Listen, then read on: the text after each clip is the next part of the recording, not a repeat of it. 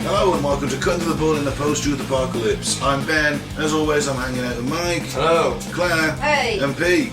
Hey. And today we're going to talk about Rasputin. Rasputin.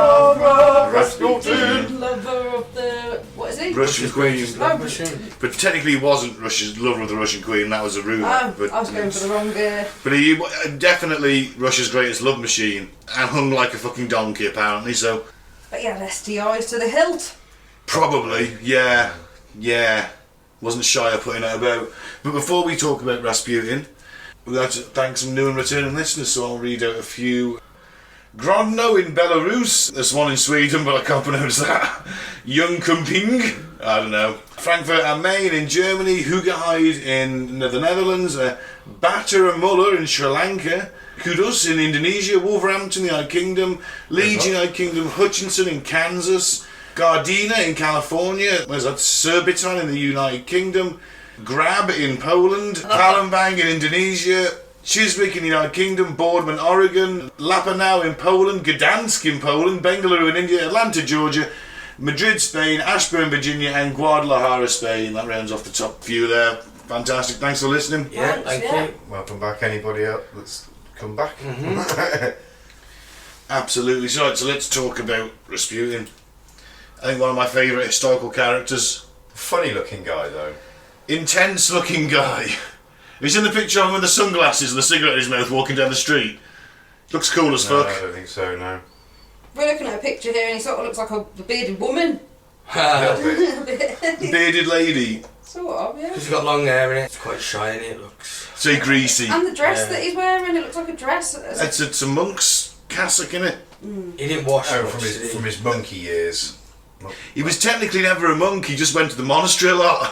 Probably got pissed with them. You know, he was never ordained as a monk, he just declared himself one. He was a self-proclaimed mystic and monk who gained great influence over the Russian royal family, the Romanovs, because they believed he could cure their son's haemophilia. We'll get into that as the story progresses. He caused chaos in the government and was eventually murdered by conservatives seeking an end to his humiliations, and his actions played a small part in the onset of the Russian Revolution. I'd say they played more than a small part, personally. But we'll get to that. But we'll get into that. Now, Grigori Rasputin was born into a peasant family in Siberian Russia in the late 1860s. Now, Siberia, Russia. In the 1860s, Yeah. well, in any, you know what, Mike, in any time period. Even now. Even now. Yeah. But certainly back then, it was where they put all the ne'er-do-wells, the ones that they didn't like, isn't it? The exiles, all exiled to Siberia. Yeah. Criminals. A lot of criminals and... It was a bit like their political Australia, dissidents. wasn't it? Almost. Yeah. Their Ireland or Australia. That's considered it. I mean, Russia was a backwater country, but Siberia is considered the backwater of Russia, wasn't it? Well, it wasn't a backwater country as such. It wasn't as developed as the other big nations in Europe. Massively backward compared to everyone else. I mean, they still had feudalism, really, didn't they? They still had peasants tilling the land. It was the most backwards out of the more advanced nations in Europe, let's say. Yeah. So is it hard to get to then, Serbia? Siberia. Siberia. Yeah. Yes. Yes. There's no Trans-Siberian Railway at this point. Right, okay. No. No, not in the 1860s, no. You wouldn't want to be going there in the winter. Sounds It's cold. minus 40. It does, doesn't it? It just To sounds Serbia. cold. Yeah. Siberia. Siberia. Serbia's a Serbia's a bit further up and across. Is it? bit further down. Oh, yeah. It's not From quite. the Balkans, It's isn't not it? quite as snowy there, is it? You go anywhere further up from Siberia in the Arctic. Oh, yeah. I was thinking Siberia wasn't there. Yeah, I know where you are. It's not like the most densely populated part No. of the country, is it? No. Siberia. It'd be full of... Sort of Eskimo Like people your Yeah. equivalent with a different name. Yeah. Equivalent Inuits. Yeah. Ruskiewicz. We'll call them Possibly. Ruskiewicz. I forget what they're called. Ruskiewicz. Or Moskiewicz. But they used to get... Well, they probably still do actually get... Stoned off reindeer piss. Do you know what It's though? a reindeer. I've seen that a few times recently on Yeah. different programmes. That it was on Trailer Park Boys. They went to meet Santa, and he made them drink reindeer piss, and it was making them trip balls basically. Yeah. Who found that out? Well, I don't know. Maybe somebody was desperate. Yeah. It's like, I don't know. It's like, I need a drink. Yeah. I'm going to die of thirst. Oh, that reindeer's pissing. I'll go get that. Yeah. It isn't just any reindeer piss. The reindeer has to have been eating the fly agaric mushroom, which is poisonous to us. But So it once gets filtered through ingested, the reindeer to a safe level where we can take it, and then it gets us high. How does the reindeer react? Is it loving it? I guess maybe. I don't know. Maybe it Maybe it's trips immune, or maybe it does. Could be tripping bollocks, Yeah, couldn't it? could be. You got dolphins that play with the little sponge things, aren't they? Yeah, nod them about, play football, football with them. Pufferfish, isn't it? Yeah. Yeah. Is that because the toxins? Yeah, they make release them slightly, toxins. like, And it gets them slightly high, yeah. I love dolphins. They're race, aren't they? From Rasputin to dolphins. Yeah. Rasputin claimed he developed mystical skills at the age of 12, and this starts off with a tale of where he was in bed shaking with fever in his little peasant cottage, and someone stole a horse. There's a group of men arguing about it in the front room, and he comes out like ill as fuck and like, it was him. Except he points at the guy and he's the culprit and he did it, and they, oh my god, he picked it out. And how old is he at this point? 12. 12. He went to school but failed to become an academic, although he did get quite good at drinking, seducing and engaging in crime, violence, theft and possibly rape. Good skills to have. Rasputin... Rapey. I'm joking. Now Rasputin He didn't go to school, but yeah, he got this. basically... Play on the streets. Yes, clearly. Street smart irons, bruv. And Rasputin might actually not be his real name, it was given to him, and it is Russian slang. His name basically could be Greg Drunk. It basically means naughty boy, doesn't it? Yeah. Pretty much. But Greg Drunk, you can translate it in a number of ways. I like Greg Drunk, Yeah. because he drank a lot. Around the age of 18, he married and had 3 surviving children out of a total of 7, which isn't actually that bad for Siberia in this period of time. Yeah. He may or may not have experienced some sort of religious epiphany. He'd stole a horse. He did. Yes, he'd stole a horse and his neighbour's fence, panel by panel. Why? You wanted a fence? I don't know. His neighbour would notice. He got a new fence. Looks exactly like it just disappeared. Yeah, remember, he's drunk a lot. Yeah, he must be. Everyone. That'd work. And he's only 13 at this point. It's Siberia in the 1880s, 1890s. Alright, your neighbour might be 2 miles down the road, but... It's not that they'd have villages and that. There'd be little farms, there'd be little communities.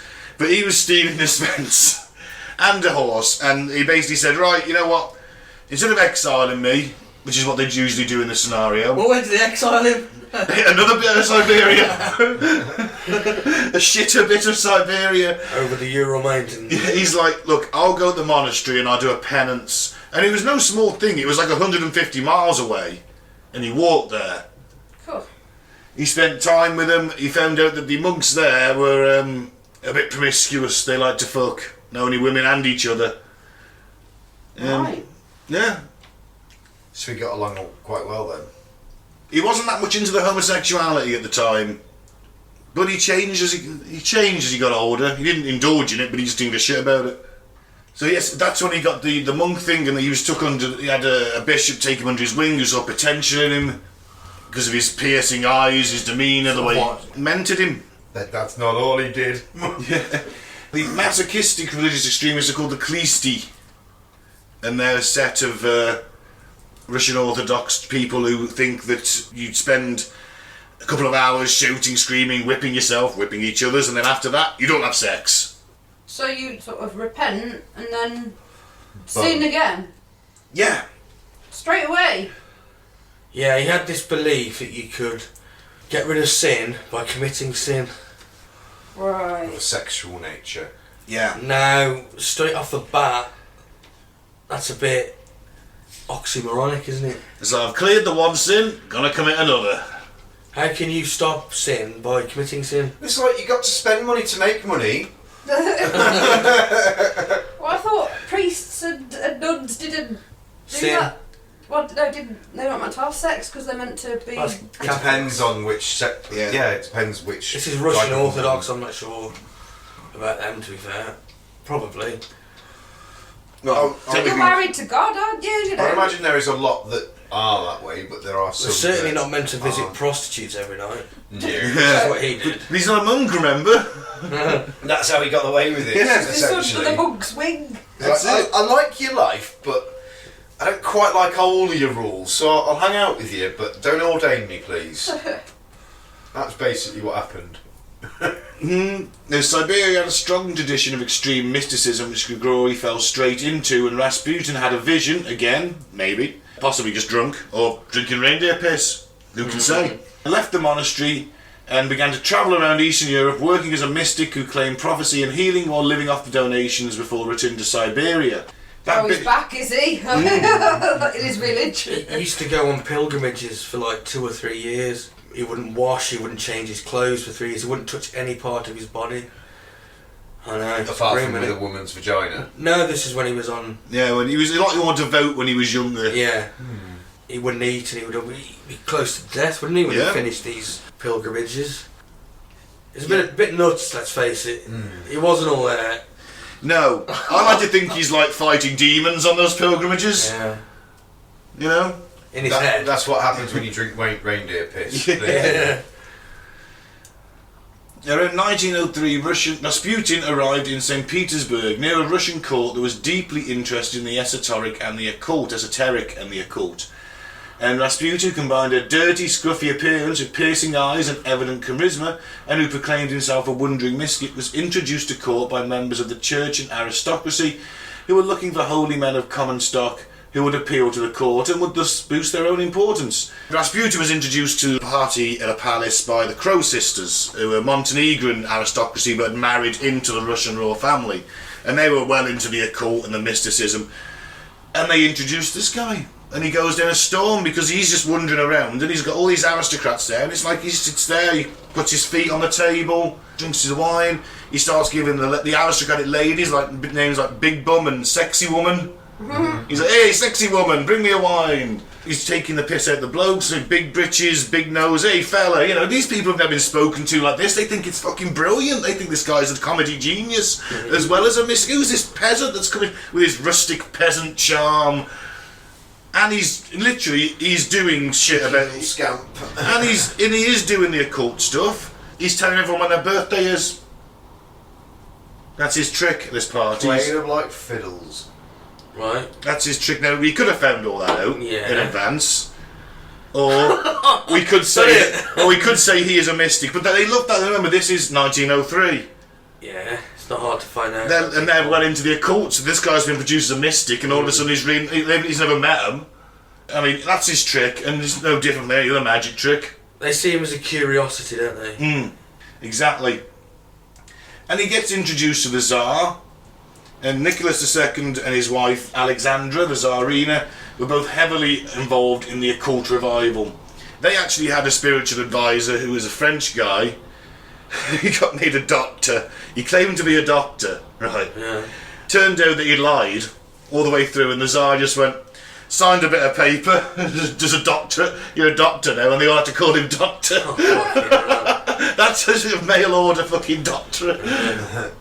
Sounds like something you get from Trump University. The Tsar's Nicholas, probably the last guy you'd want to be Tsar, in all fairness, at this period.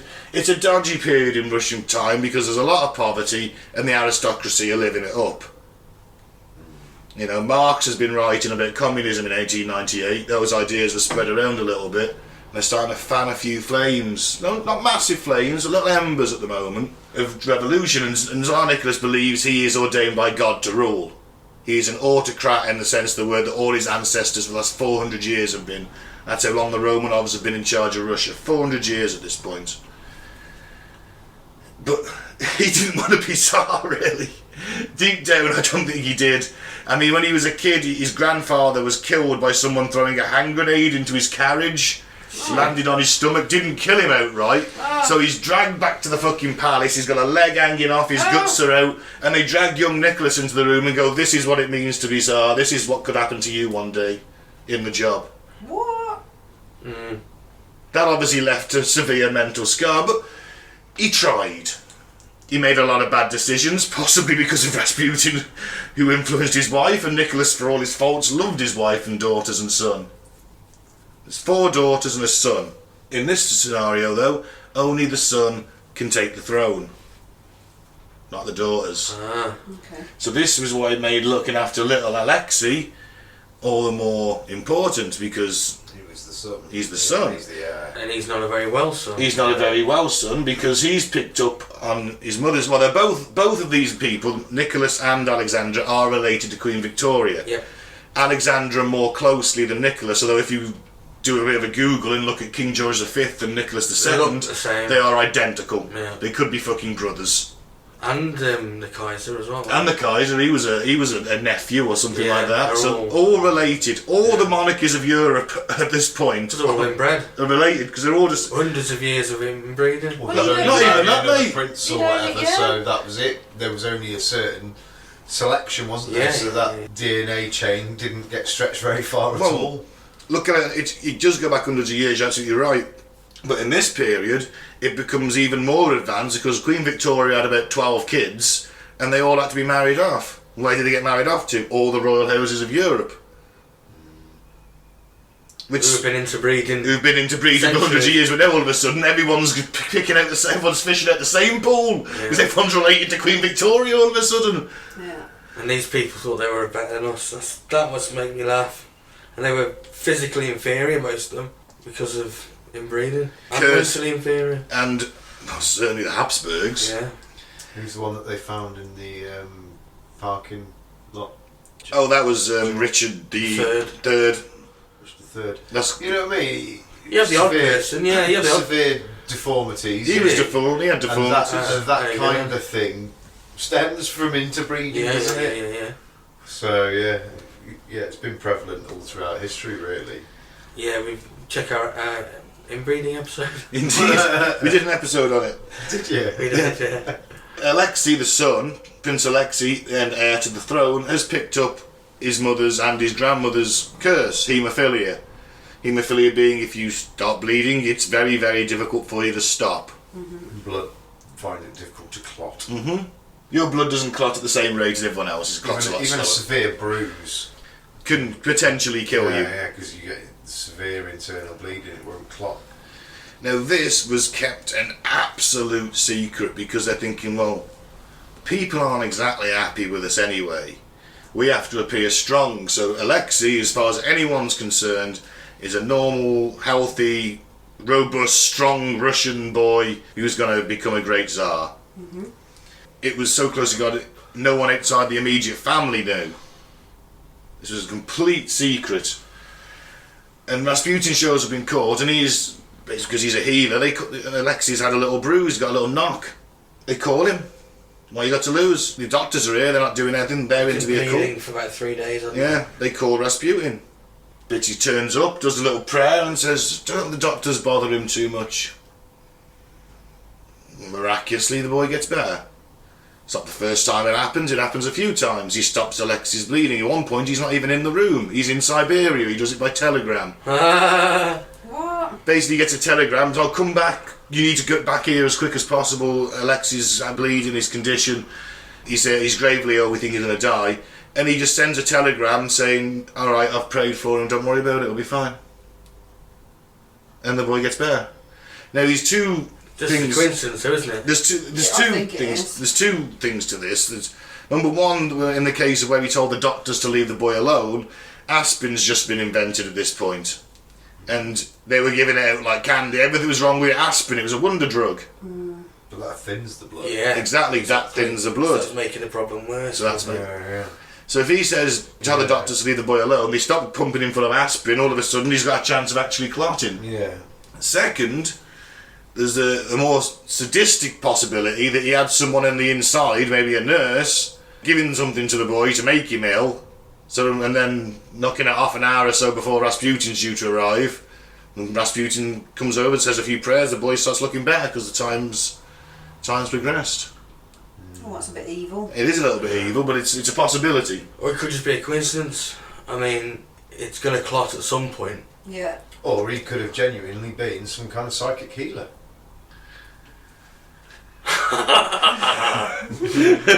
It's a possibility. Yeah. I'm not going to rule it out because some people have a certain thing. Mr. Miyagi, one of them, of course. You know, I think some people have some kind of connection, possibly, to whether it's a conscious connection or not. I don't think he knew anything about it. I think he knew he could do it, but I don't think he knew how he did it. Well, look at Tibetan monks that can lower their body temperature and things like that on demand.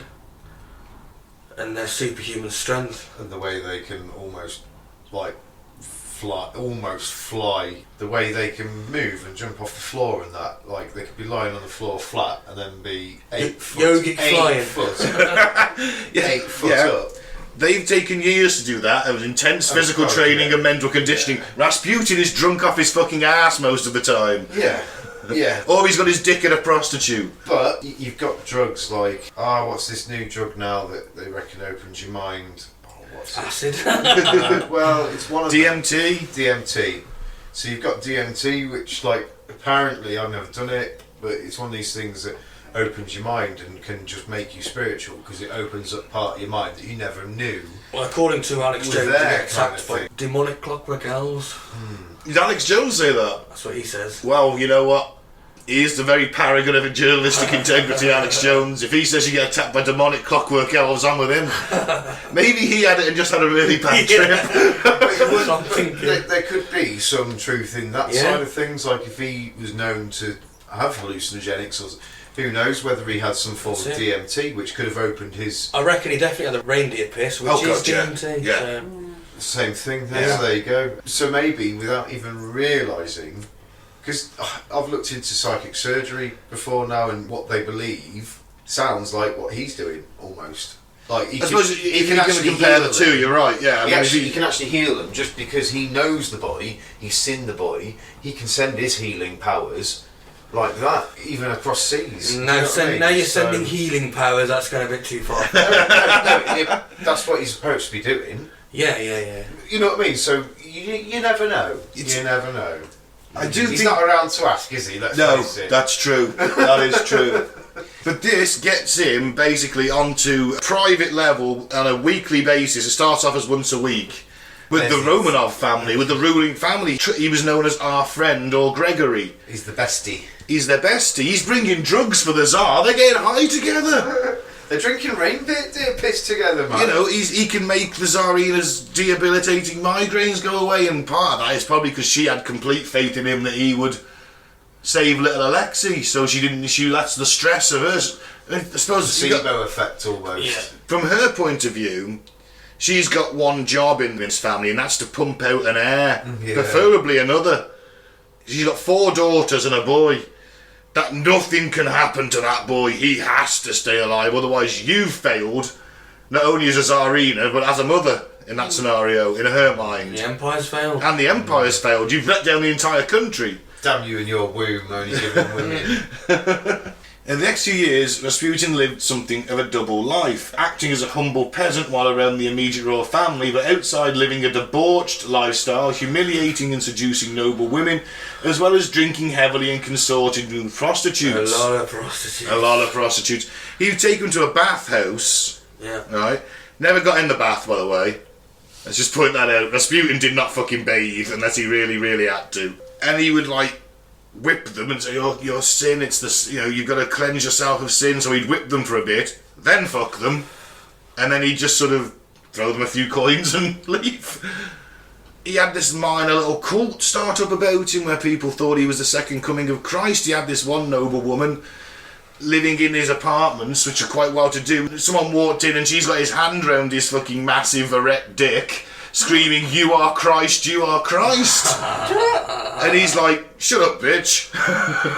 And then he takes her in the room and fucks her. She left her family for that. He's living the fucking life. Christ Goblin, isn't she? She clearly is. And he's Russia's greatest love machine. Let's never forget that. Now, the Tsar rejected complaints levelled against him and even exiled some of the accusers, and compromising photographs were hushed up. They even went to the level of getting him so blackout drunk, putting him on a bed naked, putting prostitutes on the bed with him, taking a picture, selling it to the Russian papers. The guys who did that were exiled, they were covered up, there was forgeries. The church was following him as well at the time. Yeah, because he's a money spinner for them, isn't he? He's getting them privilege. Well, no, he's meant to be this religious guy, but he's cavorting with prostitutes every night. Yeah. And there comes to a point where the priest does come to him, doesn't he, and say, look, you've got to stop this, you've got to stop your ways or we're going to kill you. Yeah, and one of the guys, called a Russian priest called Ilyador, He thinks he's a devil. thinks he's literally the devil and tries to have him killed. Yeah. We'll get to that later on, but I will mention it. Rasputin had gone back to Siberia to visit his family. Remember, his family's still in Siberia. He just left them there. He's at court, shagging away. Maybe he goes back now and again. He's in Siberia, he's gone back to visit, and he's like the fucking king of the village when he goes back. He's throwing money around, he's got this nice big house. He I gets bet he's like Borat. He probably is like, yeah, pretty much he is like Borat in that village. You're absolutely right. I build bigger house, he could not. Great success. And Ilyador hires this prostitute with no nose, right, to kill him, which she has a very good go at. She jabs a 15-inch dagger into his stomach and rips his guts open. Ooh. And he's lay on the floor sort of like, you bitch. He has to go. I do want to ask who's having sex with a prostitute with no nose. I mean, there's got to be plenty of them about. Times, I bet she was very cheap. Oh, I bet. And the best of it is she didn't lose her nose to syphilis, so she lost her nose to medicine. I did too. Yeah, she had Thinking frostbite, I was. some kind of thing with a problem with her nose when she was a teenager. Took this medicine, it fell off. So the medicine in Siberia tries to disappear. Now this is quite a bad injury for him. He doesn't really recover from this, and the drinking starts to get heavier because he's in constant pain. He had his guts ripped open, and he's had to have a Siberian doctor perform the surgery on him. Not the best doctors of the land, which he could have got if this had happened in St. Petersburg. He'd have probably had the royal doctor doing this. No, so they've got to basically stitch his guts back together, and he never really recovers from it. But that was Ilyador, he organised that. And then, this is a great tale. Upon hearing that it had failed, shaved off his beard, disguised himself as a woman, did his makeup, then went to a journalist, gave a full story and posed for pictures before fleeing to Finland dressed as a woman. It's like, why did he dress as the woman to give the interview to the journalist? Surely he should do that after, so he'd be in disguise. I think Ilyador may have just liked dressing as a woman. Yeah. There's some weird cross-dressing antics going on at this time in Russian society. Seems to have been an acceptable form of disguise. However, in 1911, the dissent became so great, Prime Minister Stolypin issued the Tsar with a report on Rasputin's actions, which prompted the Tsar to bury the facts. The Tsarina remained both desperate for aid for her son and in Rasputin's thrall. The Tsar, also afraid for his son, and pleased the Tsarina was placated, now ignored all the complaints. And he's in the papers every day. It's like all the sort of what you call the penny dreadfuls in London when the tabloids are just starting up and they're printing scandal and gossip. Rasputin's in these things every day. He's done something. Either staggering down the street, pissed, shooting at invisible demons, cavorting with the prostitutes. He'd go to restaurants and just get to the point where he was so fucking hammered he'd just try and rape a waitress. The security detail had to drag him off. They had 7 levels of drunkenness for him. You know, it was fucking incredible. They had to reclassify drunkenness so when they describe when they were bringing him home. Yeah, the how Prime drunk he Minister's was. calling him a devil in the Parliament, isn't he? And they're saying the devil has literally got sway with the royal family. Yeah. And it starts breeding dissent amongst what they call the Duma, which was the Russian Parliament, who haven't really got much of a say because Nicholas is an autocrat. He believes they can take stuff to him and he'll think about it, but he hasn't got to say yes. It doesn't have a lot of power. Yeah. It's basically a bit like power sharing. So Nicholas hasn't got to do as much, but he still gets the final say. Okay. Rasputin also pleased the Tsar because he saw him as this simple peasant and he hoped would support them in leading a return to a more old-fashioned autocracy. He wants to go back a bit more. He wants to go back proper, like I rule with an iron fist and that's it. The royal family felt increasingly isolated and welcomed what they thought was an honest peasant friend, and hundreds would come to see him. Even his blackened fingernail clippings were taken as relics. They wanted his magical powers for their ills and his powers over the Tsarina for more earthly issues. He was a legend across Russia. They brought him many gifts, and they were the Rasputinki. That was his little cult, Rasputinki. And he would say on the phone, he'd take calls. He liked the phone, he liked it as a thing. So he'd take calls, these guys would ring him up and he'd give him advice and stuff like that. New invention. Yeah. We get to 1914. This is actually when Rasputin does get stabbed. In 1914, because he was against the war though, First World War. I'll give you a brief thing about the First World War started, listener. Archduke Franz Ferdinand in 1914 gets assassinated by a bunch of Serbian, let's say kids, students, teenagers. Europe split into two armed camps because Franz Ferdinand was heir to the Austro-Hungarian Empire, which is allied with Germany and Bulgaria. They declared war on Serbia. Russia protected Serbia. Russia protected Serbia because they're Slavs, they're the same bunch of people, same race of people, and because Russia was allied with Britain and France, they got involved as well. An attack on one is an attack on all. Mm-hmm. That's pretty much how World War One started. Mm-hmm.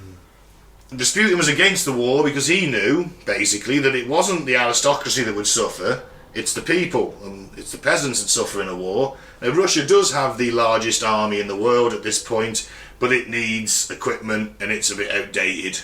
It's okay, it's not capable of fighting a world war. But as we know about Russia, the one thing they do have a lot of is people. Yep.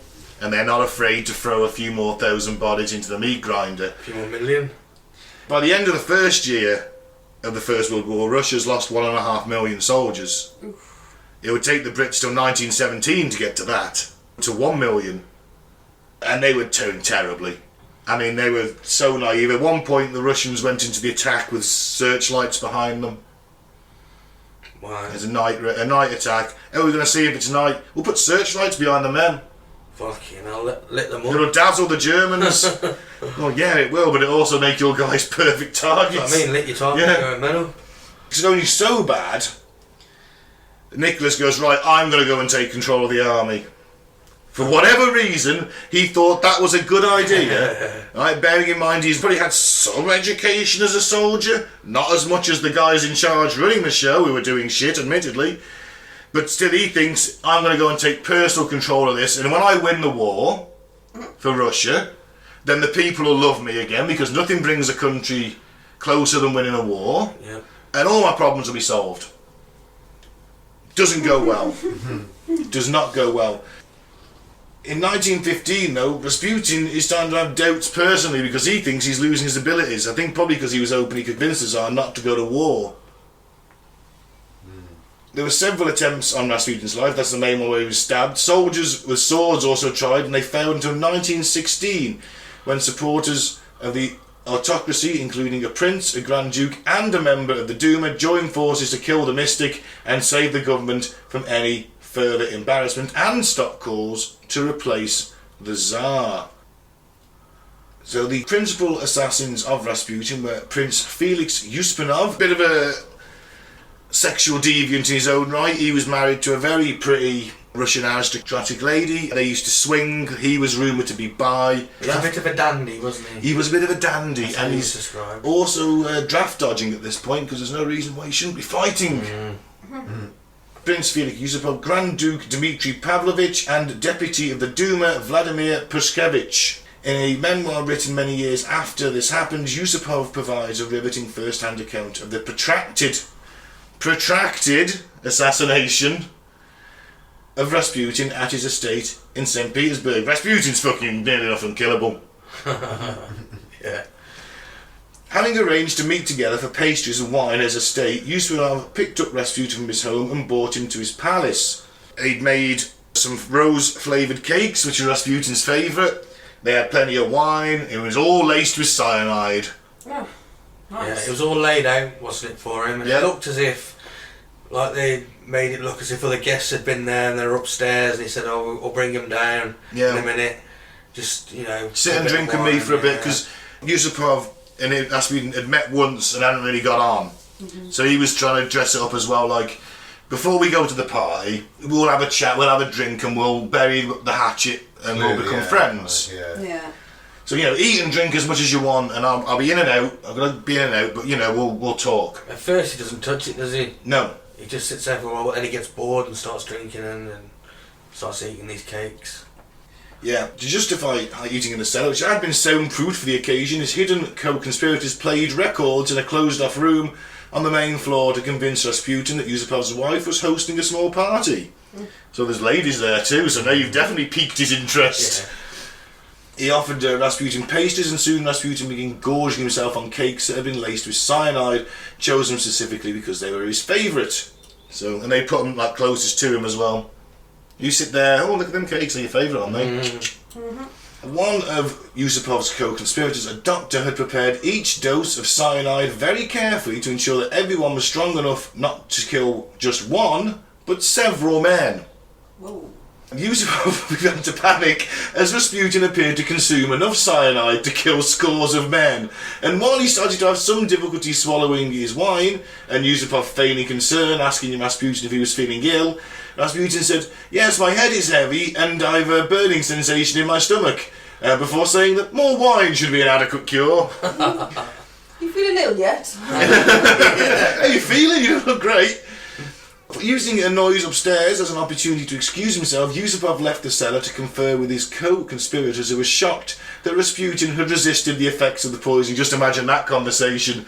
Like, we got a bloke downstairs in the flat that we're trying to kill. Yeah, I've been down there chatting with him, and he's considered to be the devil incarnate. The devil incarnate. Guys, he's not fucking dying. He's eaten enough cakes to kill a fucking elephant, and he's not dying. He's just down there drinking still. What the fuck are we gonna do? Imagine that conversation. Yeah. Mike's like, I don't know what the fuck. He's just, he's gonna fucking shoot him. Yeah. Which ironically is what they decided on. Yeah. Though they offered to go down as a group in order to overpower and strangle Rasputin to death, Yusupov decided that he should return alone and shoot Rasputin with a revolver. Upon returning, Yusupov found Rasputin slumped in his chair and struggling to breathe. However, he soon appeared to recover and become a bit more energetic. Fearing that the poison had failed, Yusupov stood up and paced the room to work up the nerve to shoot Rasputin. Rasputin stood up as well and appeared to admire the furnishing that Yusupov had brought down into the cellar, and it's a crystal crucifix. So he's like distracting him with it, going, Seeing Yusupov stare at a crystal crucifix on the wall, Rasputin commented on the cross, then turned away to look at an ornate cowlet on the other side of the room. Yusupov told Rasputin, "You had better look at the crucifix and say a prayer." And at this point, Rasputin turned to Yusupov for several tense moments of silence. He came quite close to me and looked at me full in the face, Yusupov recalled. It was though he had last read something in my eyes, something he had not expected to find, and I realised the hour had come. "Oh Lord," I prayed, "give me the strength to finish it." Yusupov pulled out the revolver and fired one shot, hitting Rasputin in the chest. He cried out and collapsed to the floor, where he lay in a growing pool of blood, but did not move. Alerted by the gunshot, Yusupov's co-conspirators rushed downstairs. Oh my god, he's finally fucking done it. I thought he was never going to fucking do it, you know. Jesus, what a pussy. The doctor checked for Rasputin's pulse and found none, confirming that Rasputin is dead, shot close enough to his heart to be immediately fatal. Or was it? I went to this fucking doctor. No, clearly not. Couldn't get the measurements right for the cyanide, could he? No. Yeah. Oh, each one of these, mate, kill at least 6 men, this. Each one, telling you, you'll be dead after one. He's still fucking going, Doc. He's eating all the cakes, Doc. Shoot him, man, shoot him. Now he's dead. He's definitely dead now. He's definitely dead now. Or is he? The conspirators quickly set about establishing their cover story and separating into 2 groups, with Yusupov staying at the palace with the Duma deputy Perishkovich. Before long, Yusupov started feeling uneasy and he excused himself and went back down into the basement to check on Rasputin's body. It lay motionless exactly where they had left it, but Yusupov wanted to be sure. Probably because he's thinking, how the fucking hell did he eat all that cyanide and not die? And drink, he's drinking it too, remember, it's in the wine. Yeah. He shook the body and didn't see any signs of life. Just then, Rasputin's eyelids started to twitch. Just before Rasputin opened them, I then saw both eyes, Yusupov wrote, the green eyes of a viper staring at me with an expression of diabolical hatred. Rasputin lunged at Yusupov, snarling like an animal and digging his fingers into Yusupov's neck, who was able to fight Rasputin off and push him away. He ran up the stairs to the first floor, yelling to Perskovich, to whom he had given the revolver, "Quick, quick, come down, he's still alive." He gets up and starts fighting him. Oh, no. Maniac. Reaching the landing on the first floor, Perskovich joined him, revolver in hand. Looking down the steps, they saw Rasputin clawing his way up the stairs on his hands and knees, heading towards a side door leading out into the courtyard. And he shouted this time, "I'm going to tell the Tsarina what you've done, I'm going to tell him." The devil, who was dying of poison, who had a bullet in his heart, must have been raised from the dead by the powers of evil, Yusupov wrote. There was something appalling and monstrous in his diabolical refusal to die. Rasputin shoved the door open and ran out into the courtyard. So he's stumbling along, he's clutching his chest, there's blood pissing out of him. "I'm going to tell the Tsarina about you." Until the two men give chase, because they're terrified now, because if the Tsarina does find out, they're into exile. They probably wouldn't get killed because they're members of the family. Yeah. But they'd certainly be sent into exile. Perskovich was the first at the door and fired 2 shots which missed, but then he chased him down and feet away he fired 2 more shots. One of the shots struck Rasputin in the head and he collapsed to the ground. Yusupov then had 2 servants wrap Rasputin's body in heavy carpets and tied with heavy chains. The conspirators then brought the body to a bridge over the Neva River and dumped it in an unfrozen patch of water below. After everything had happened, ultimately died of hypothermia in the freezing water, or drowning, or he was dead before he hit the water. Popular legend has it that they either A, died of hypothermia, or B, they found water in his lungs. What about the shot to the head? No. He was still alive at this point, apparently, when he went in the water. What? Yeah, this guy's fucking unkillable. Almost. Because of his mystical powers, clearly. And so I think it's a fuck up. I think the doctor used expired poison or like a tenth of, what it should have been, or, just worked out his maths wrong. maybe. Yeah. Maybe. The doctor either got it wrong very, very badly, or B, they used expired cyanide, because it does everything as a sell-by date. And yes, it was making him ill, but it wasn't enough to kill him. The gunshots did that, and then the water finished him off. That's fucked up. It is crazy, but interesting though, Rasputin had made one final prediction, and it was, if any of the royal family kills me, he says this to the Tsarina, if any of your family kills me, then none of your family will last another 2 years. Yep, and within 12 months they're all dead. All of them? Yeah. Mm-hmm. The Bolsheviks come into power, didn't they? 1917, you have the Russian Civil War starts. You have the Whites who are siding with the Tsar and the Tsarina, even though they're in captivity, they're immediately captured, and because Russia's out the war, they go, right, leave World War One, we got a civil war to deal with. And you got the Bolsheviks, or the communists as they became known, the Reds, and the rest is history. The Romanovs were killed a year later in a farmhouse. They were shot and then bayoneted. All of them, even the kids. The reason they were bayoneted actually is because they had literally sewed their wealth into their undergarments. And some of the ladies in their corsets, who were basically just jewel studded, they were sewn with jewels, and the bullets didn't penetrate. Yeah, they stood against a war firing squad, and they were deflecting off the jewels, so they couldn't. Then they had to go and stab them. Oh. Sure, they were dead. Why don't they shoot him in the head then? Well, there is that. And then they buried the bodies in the woods, and that was it. You're gonna, Yeah. I just guess that's the way they did it, I suppose. Firing squad in the chest, I guess, it meant. Yeah, I mean, it's not a pleasant thing to be in a firing squad, I'd imagine. Even if these are people, you do hate these people, it can't be a nice thing. They always just put one blank in one of the members, a random blank round in one of the firing squad rifles. In the First World War, when they just shoot the shell shock guys. Why? They had alleviated guilt, might not have been you that killed him. But you'd know the second you fired a blank round, the kick wouldn't be there. Yeah, it must be a horrible thing. But the reason you have a firing squad and not one person is for that exact same reason, is to alleviate guilt. Yeah. Because you don't know whether it was your bullet that killed him or whether it was the 12 other bullets. That's true. If you shoot them in the head at close range, you know you've killed that person. You know what I mean? Yeah. Well, actually, that was the officer in charge's job. If he wasn't dead by the time they fired, he was still alive, because sometimes it happened. His job was to go up and take out the pistol and finish him off. Our police do the same here. Unless you're talking like obvious kind of fucking, like the bridge incident in London where you got the copper there on his own or whatever with a gun. Fair enough, he's going to shoot him, he's going to know he shot him. But general practice even now is still, if you called out with a firearm as a policeman, there'll always be a minimum of one officer at the scene with firearms, and you will always shoot at the same time. Because it alleviates guilt. If you have to shoot together, I don't know. Yeah. Well, but so I would argue that even though the article said it was a minor thing, that he was a minor contributor to the Russian Revolution, I'd say he's actually a fairly big one. Well, when you see he dies and next thing you know, they all die. I mean, remember, while Nicholas is away with the army, the Tsarina's running the show. And who controls the Tsarina? Rasputin. He's appointing people to Parliament to a syphilitic cokeheads. The main thing is they're supporters of him. These people are terrible at their jobs. The country's falling apart. People are starving. He knows this, and he knows his time's marked. He's got too much sway over the Tsarina. He knows he's going to get murdered. He's too drunk as well, isn't he? Yeah. And ironically, it may have stopped them going to war, because when Nicholas Declared war, he wasn't there, he was in Siberia.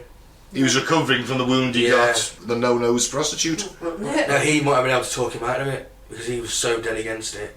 Because he knew it was be devastating for the Russian people. Russian peasantry, which he was part of. He didn't want his friends and family going off to fight in a war. So he may have been able to talk him down and talk him out of it, and then they may not have had that revolution. Yeah, but then you end up with the fact Germany can deploy another 3.5 million soldiers to the Western Front against the British and the French, who probably would have crumpled under that kind of manpower. Yeah. So you end up with a completely different history. You don't end up with communists. No. And we're all speaking German. Possibly speaking German. Or 9! You don't end up with the Cold War. You don't end up with the situation we're in today. What with COVID? No, with the Russians massing on the Ukrainian border. I mean, Russia may have fallen eventually. It may have, it may not. Communism, but it might not have if the war hadn't have. The war accelerated, didn't it? The war accelerated because they were doing so badly, and it's all clearly this clown's incompetent. You know, he's trying to fight a war. We're all dying, so why should we stomach this? I think he played quite a large part. He certainly got the Russian people so disaffected with the war as well. Obviously, was a major one, but I think you got to look at him influencing the Tsarina's decisions of governing the rest of the country. And that led apart to the popular unrest, and people were still trying to, get to the Winter Palace to see the Tsar, to plead with him. The people still did love him in a way because he was considered like the father of Russia, the Tsar, whoever sits on that title.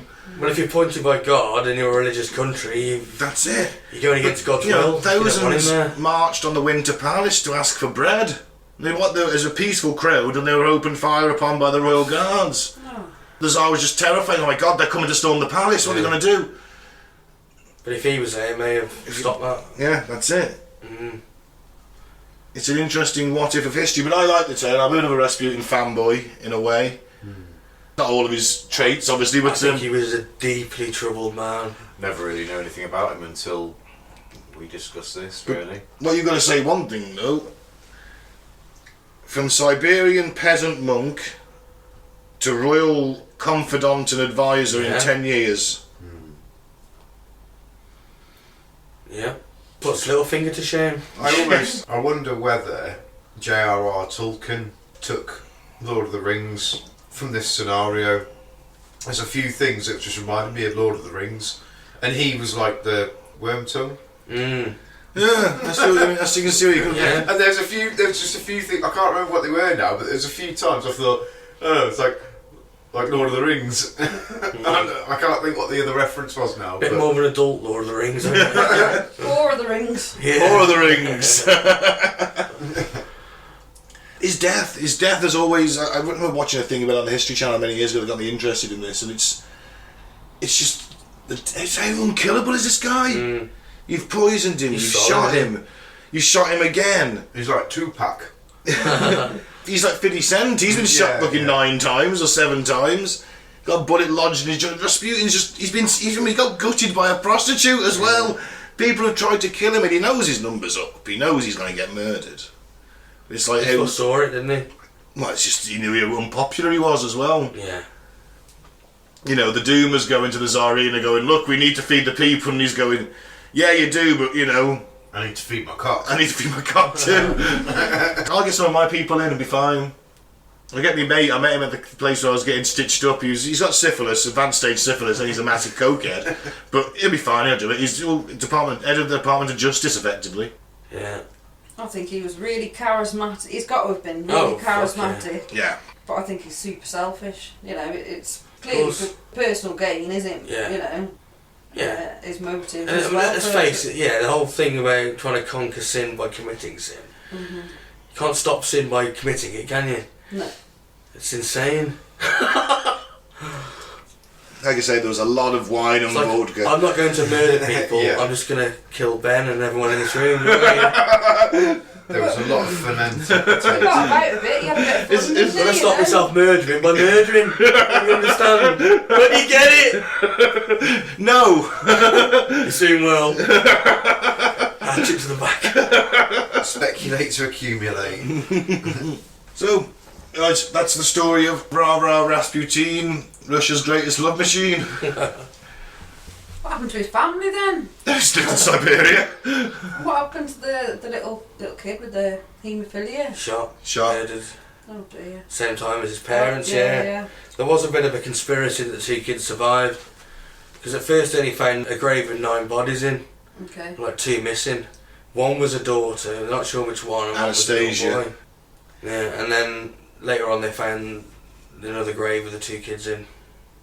Identified them. Then a woman cropped up in New York a few years later claiming to be Anastasia. Or Anastasia. Well, in fact, there's been hundreds of people over history that have claimed to be the daughters of the Tsar, but no, they were killed. No, they've done the DNA now, haven't they? Yeah. I think they got it from one of our royal family. The DNA analysis might have been Philip when he was alive, because he was closely related to him. They took his blood sample and they matched it against the remains they'd found. Cool. And said, yeah, these are the Romanovs. Alright, so let's end the show on some fucked up facts. It's been a while. Fucked up facts. Team, please. Facts, fucked up facts, facts.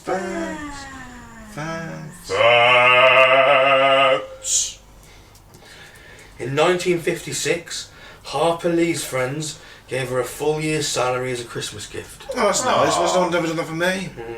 So she could take time off to focus on writing. Who's for Harper Lee? Kill a Mockingbird. You ever seen that? Is that what you did? No. Kill a Mockingbird? No, that's a film. It's a No, book. I'm Well, a joking. book, but Yeah. I've not heard read the of book, it. I've seen the film. I've heard of The it. film's but fantastic. Great film. never watched it or read it. Yeah. I mean, I've heard of it. How many explosions are there? I don't think there's any. One, just a You wouldn't mockingbird being like, Yeah. blown out. How does the Mockingbird die? You just see a ball of feathers. Flies too close to the sun. No. Why was that such a nice one? Hey? Why was that such a nice one? That's Yeah. fact. That was Yeah. just a very nice fact. Yeah. And why not my friends? I don't know, it just felt too nice. She used that time to write Kill a Mockingbird, which has now sold more than 40 million copies. She wouldn't have got that chance. Her friends hadn't been generous and helped her out. Isn't that nice? Why haven't you lots given me a year off to fund my writing career? Mate, I'll give you a year's salary. Oh, thank you. Just go and do your writing. Obviously, it's a year's salary of what I already pay you. So, nothing. No. But you can have the time off. No, right. Alright, is that alright? Nah, that's just good. I need my lifestyle funding. Well, I'm right. 0.5% of US births are to self-reported virgins. Wow, that's a lot. That's a lot of Jesus is trotting around, isn't it? 0.5, so 0.5%. Yep. Fuck me, that's thousands a year then. Yeah. Are apparently virgins. Yep. Immaculate conceptions. Wow. So, second coming of Christ has actually happened a few thousand times a year then. Yeah, but I imagine they probably had a second and a third coming by now, in all fairness, some of them girls. We've got 2 or 3 kids.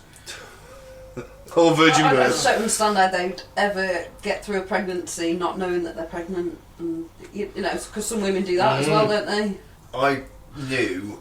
I think this is where it says filling father and they've said none. Right, okay. I knew a lass who she was 6 months pregnant before she found out. Well, I still know her. I don't know why I say I knew her. I still know her. Leanne. She was 6 months pregnant before she realised she was pregnant. She changed her diet and just thought that she was having a bit of an upset tummy because she'd become like a vegetarian or something. No, she was fucking pregnant.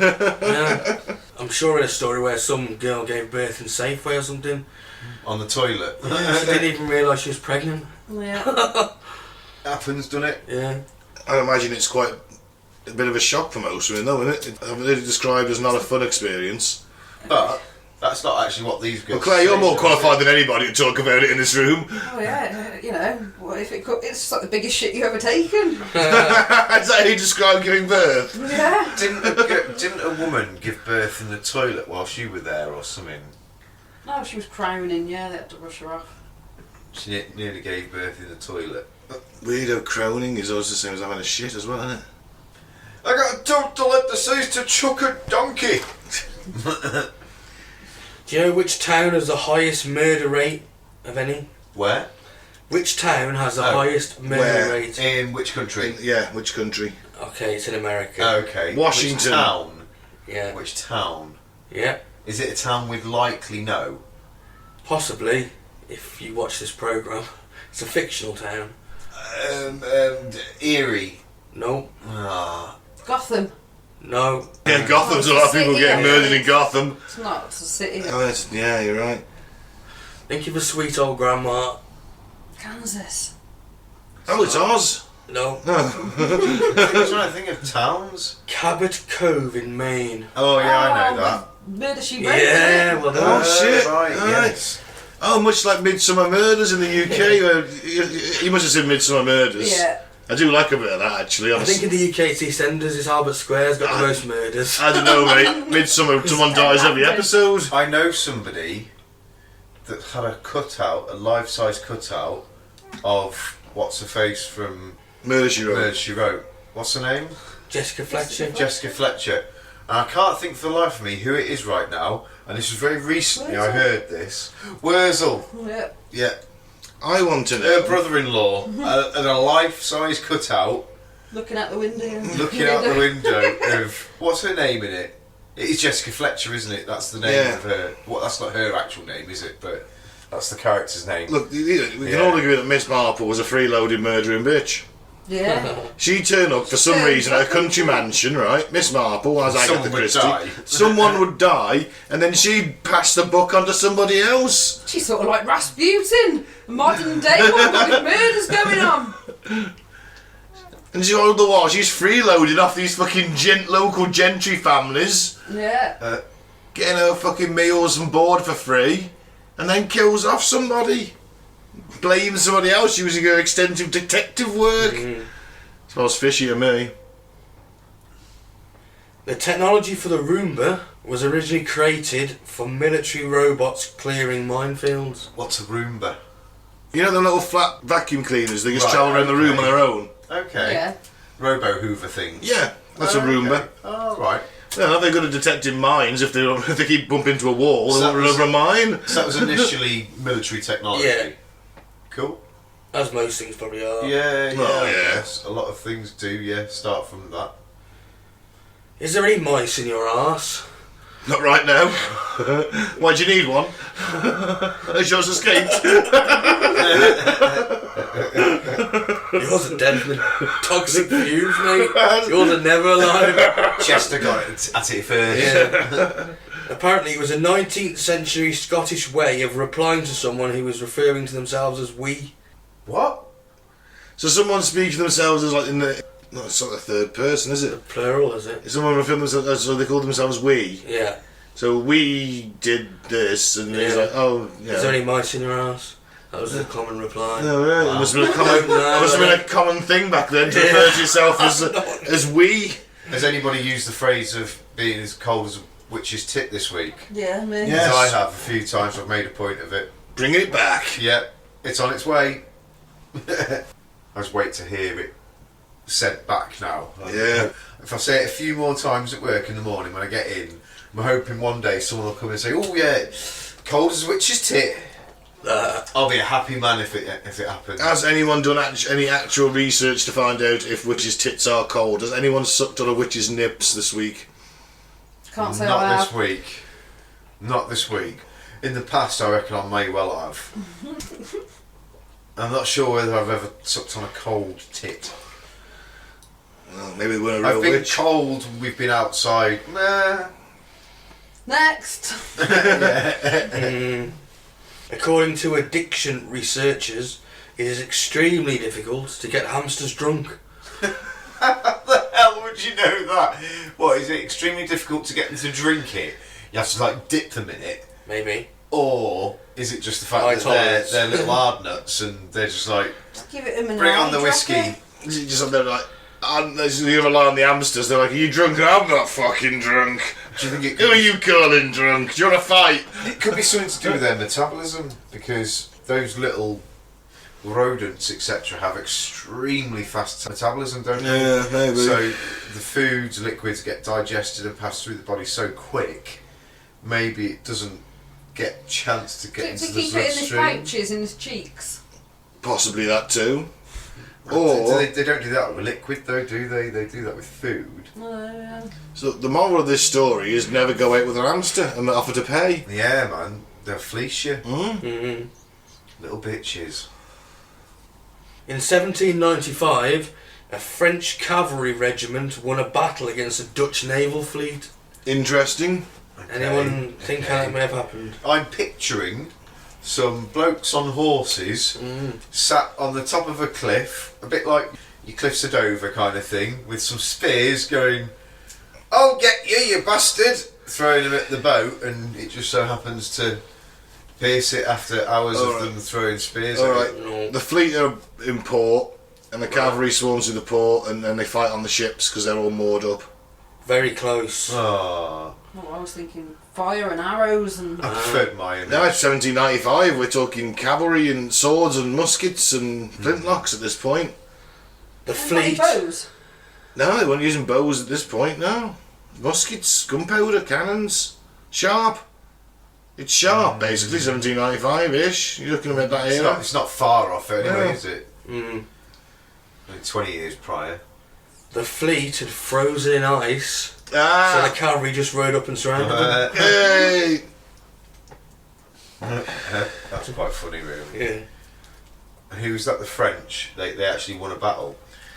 Everyone mocks the French, but they were the dominant military power in Europe for hundreds of years in the Middle Ages. And around that time as well. And then, revolutionary France did very well for a long time. Recent wars, though. No, let's not so face good it. recently. Let's face it. No. Yeah. It all went down for them after the Second Franco-Prussian War. Mm. When they got their arses handed to them and Paris was under siege and people had to eat the zoo animals. The monkeys tasted good. Yeah. Oh, I thought that happened in Venezuela. No, Paris was under siege for like 6 months, something like that. Yeah, but it happened in Venezuela as well, didn't they? They had to eat their zoo animals and stuff. Stalingrad, they're eating the dead. I'd have been straight on the turtles. That tastes good. Yeah, I'll have that tortoise. Yeah, I'm having that big 104-year-old tortoise. Sorry, old Jeff. Needs must. Sorry, it's France, isn't it? Sorry, gross Pierre. Apparently snake charming is illegal in India. Oh, so what we've been lied to all our fucking Yeah. lives then, basically. Unless it's just a recent thing, I don't know. I guess it's not a good idea for tourists to wander in the streets and have some bloke just with a python in a basket that hasn't been defanged and he's making it dance and before you know it someone's been bit. It's bound to have happened. Yeah. It's like when Jake the Snake's his python got at Randy Savage, bit his arm. It was a scandal back in the day in the wrestling.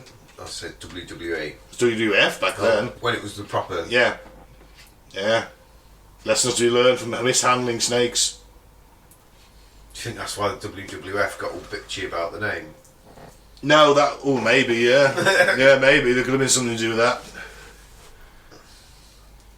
Probably was connected. No, it was well after. Yeah, but it took them a long time to get it through, didn't it? It was going on for years. Apparently, I read somewhere that it was only the British arm of the WWF, the charity, that had an objection to it. Every other country said it was okay for Vince to use it. Probably why it took so long for it to get changed then. Yeah, only the British part of it that objected, apparently. Fucking whingy limeys. God damn us.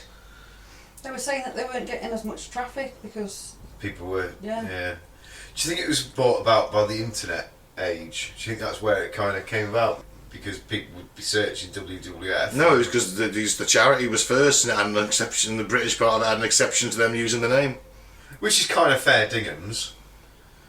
I think it's probably because there was. I suppose there was. I don't know if it's something they just wanted it to be associated with. Save the pandas. They're totally not. Don't fucking pile drive them into the into the mat. We're supposed to be trying to save them, not kill them. It's alright, if they know how to do the move, they'll be fine. Items that got stuck in American orifices last year. Oh, go on. A gun's got to be in there. No. A light bulb? We're not on this list. A piece of cake in the ear. What? Oh, that wasn't. I was expecting anus, to be fair. That is all I thought of. Yeah. It's all I thought of. Yeah, that's why I got excited. I was like, oh, stuff in people's butts. Hard poop up the nose. Hard poop up the nose. How the fuck would you... I'm speechless. How? I'm just... Why would you push poo up your nose? It's just someone picking on someone. Yeah. Like, I rub this shit in your face. And then they got like a dog stalagmite of shit. stabbed it up their nose. Ow. Or they were a mental patient who put their own shit up their nose. Or someone with a fecal fascination. Yeah. An unknown amount of marbles in the throat. Throat? What the fuck? That's an interesting one. Yeah. Headphones cord up the penis. Oh, I've heard of that one before, yeah. Don't What? A barbell in the vagina. Okay. You can get smaller barbells though, they're not all the ones, the big round things, you know. Those little kilo little jobs, kilo job, but still. And a stress ball up the rectum. It's one way to de-stress, isn't it? I bet they were stressed when they were on the way to the hospital about it. Yeah, there's a bitter irony to that, isn't there? Because I bet they were very stressed when they couldn't get it out. Any more? Yeah, we'll finish on this one then. Oh, I was hoping for more objects. But go on. Yeah. According to a 2003 online survey, 9,000 people in the UK, what was the most important invention of the previous 40 years? Oof. Flying cars. Oh shit. Wi-Fi. When was the survey taken? 2003. So you're looking at I haven't got Wi-Fi at this point. 1963 to 2003. What was the most important invention to people in the UK? Satellite TV. No. Any more guesses? Computer. Nope. Mobile phones. Nope. I bet if you asked it now, it would be mobile phones. The internet? Nope. Nah, that wasn't even that big at 2003, really. Not that big. It was getting there, Well, wasn't It was starting to get there, but not nowhere what it is now. Go on, Mike. Okay, Shoes. Ben will agree with this probably. The widget. Oh, in the can? Yeah. Yeah. That is an important invention. What? Okay. Yeah. But that only Keep your beer accounts fizzy. for ale. How does it?